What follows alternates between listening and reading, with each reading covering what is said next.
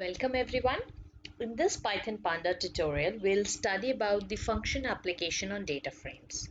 Functions like pipe, apply, aggregation, that is through group by, and ApplyMap.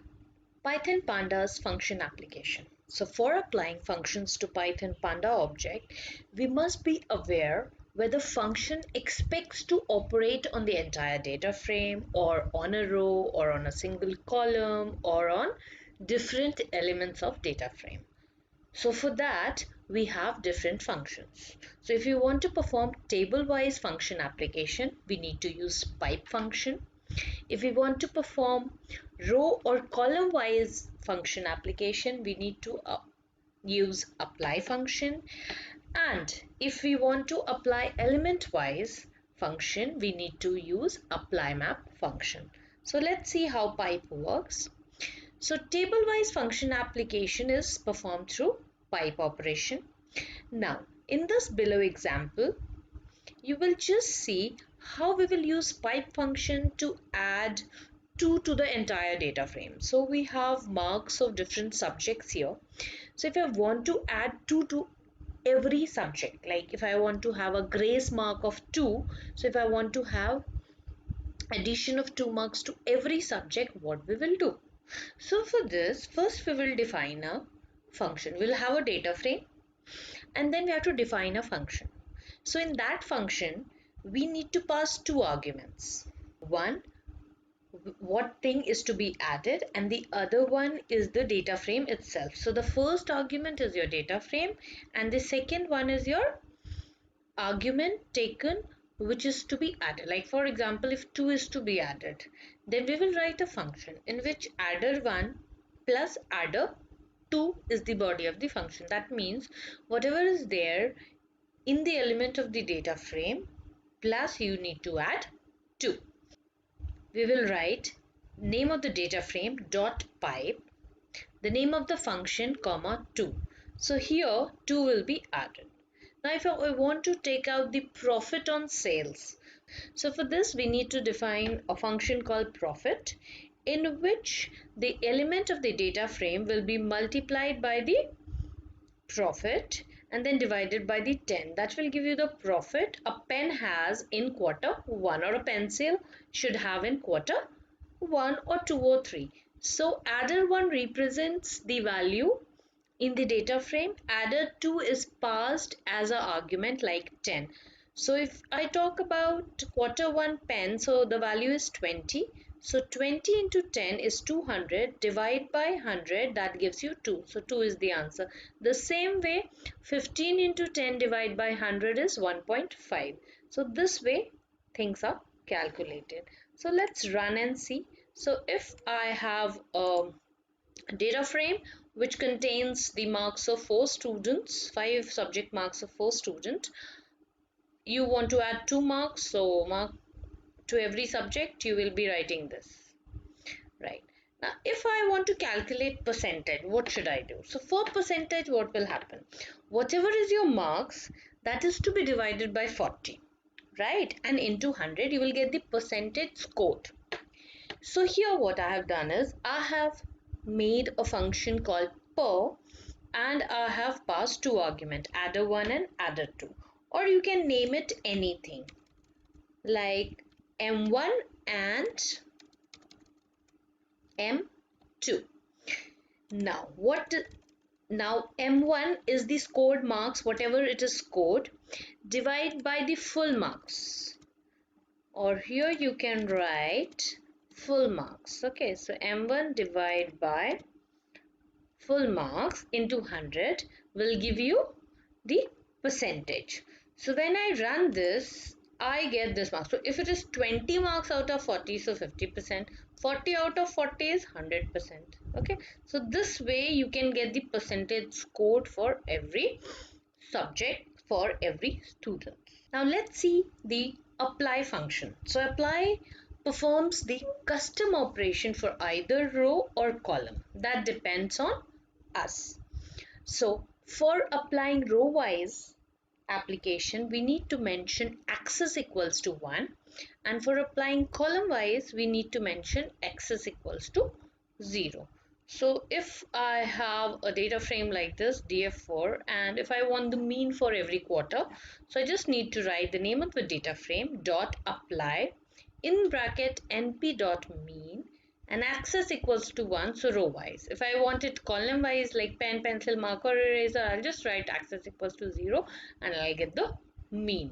So there are different functions of numpy which can be used for apply function. Mean for every column, I can just use access 0 and then write and I will get the value. For rows, every student, if I want to know the mean marks what or the average marks what the student have secured in every subject, I can get through writing df3 dot apply np dot mean access equals to 1. And if I want subject wise, I'll write access equals to 0. I can also calculate the sum, the total marks scored by students in 5 subjects. So this is through np.sum access equals to 1. Now let's see the aggregation function, that is group by. Now why do we use this kind of function? It is generally used to split data in some group based on certain criteria. Like for example, if we have a table like this, here you can see that there are 3 cities, okay, and they are repeated 4 times for 4 quarters. Now, if I want to know the production or sales city-wise, like, so for that, if I want to know the production Delhi has done in all the quarters, so what will I do? I will add this column, that is 100, 120, that is 220, then again 200, 420, and then 120, that is 540. So if I need to know this kind of thing, what will I do? Right, that is, I want to know, I want to add all these. Okay, so this is what I'm grouping. I want to know the production city wise. If this kind of question arises in my mind and I need to do it with data frame, how will I do it? Or I want the quarter wise sales, right? So how to do that? So if I see, like, we have quarter 1,